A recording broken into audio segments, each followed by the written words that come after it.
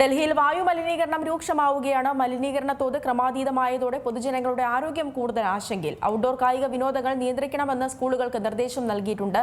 യമുനയിൽ വീണ്ടും വിഷപ്പത അടിഞ്ഞുകൂടുന്ന സാഹചര്യവുമുണ്ട്.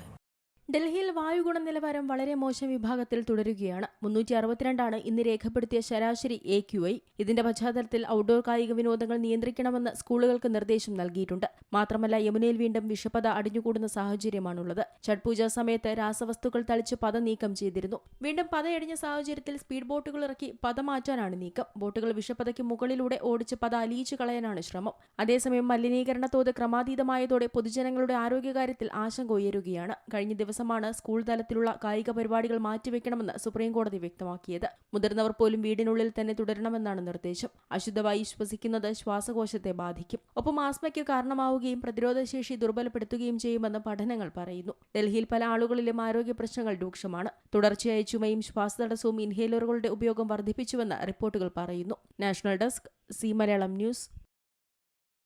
ഏറ്റവും പുതിയ വാർത്തകളും വിശേഷങ്ങളും വിരൽത്തുമ്പിലറിയാൻ സി മലയാളം ന്യൂസ് എല്ലാ ഡിജിറ്റൽ പ്ലാറ്റ്ഫോമുകളിലും ലഭ്യം.